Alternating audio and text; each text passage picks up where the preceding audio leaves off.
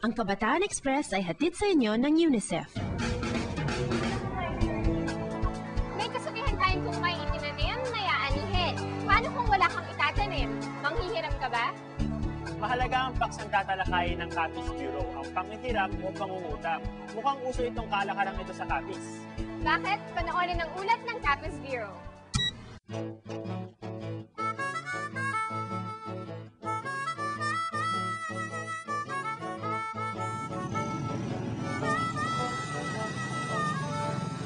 Klik na klik ang negosyong pagpapautang dito sa Capiz. Ayon sa Department of Trade and Industry sa Capiz, nito lang nakaraang taon ay 11 ang nag-apply ng business permit para sa microfinancing. Dagdag pa rito ang mga wala sa records ng DTI, ang mga pribadong individual na nagpapa 5-6. Ayon kay Economics Professor Georgian Gregorio, patok ang pagpapautang dahil karamihan sa mga Pilipino ay below poverty line. Ibig sabihin yan, kung below poverty line, marami sa atin na hindi kayang tustusan, no, ang ating mga pangangailangan. So in order to fill in the gap, no, between the needs and the income of people, so they have to resort to pag-uutang. At dahil sa dami ng pwedeng mapag-utangan, kadalas ay umaabot sa 2 o higit pa ang inuutangan ng mga nangangailangan. We are a consumer-driven economy. Ang ating iniisip yung consume na without augmenting, no, our sources of income. So ang mangyayari niyan, talagang lulubog tayo sa utang at hindi na tayo makaahon. Nakilala ko si Aling Naning sa bayan ng Mambusaw, Capiz. Siyam ang anak niya.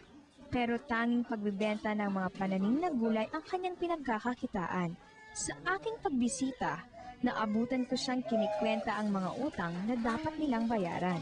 Nang free will, ang gingamit, ng ginutang ko man abi sa free will, ang ginkapital ko man ag ginpaggamit man akon sa mga eskwelahan. Ano pagid ng Kay Lakorte pagid ng abono diri sa akon nga tanom. nason? Dayon kay Susan yon niya kan sa mga lusyon yun akong mga jaga.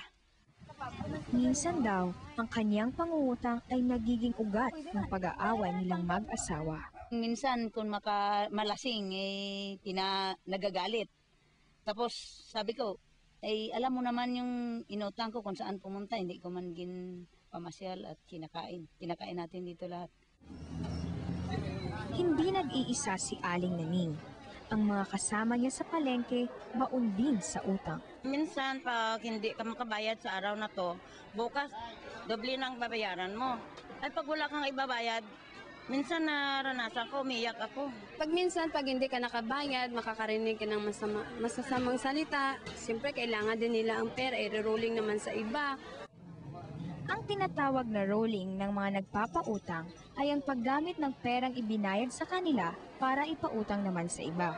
Kaya naman, kapag di ka makabayad sa takdang panahon, ay tiyak na papatawan ka ng interes.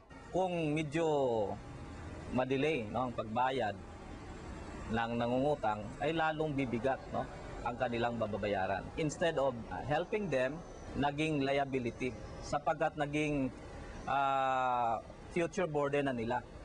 Meaning, yung kinakain nila ngayon, no, ay kikitain pa nila, no, sa darating na mga araw.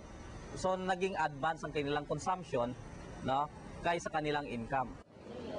Pero hindi lahat ng mga nagpapautang ay interes lang o tubo ang habol.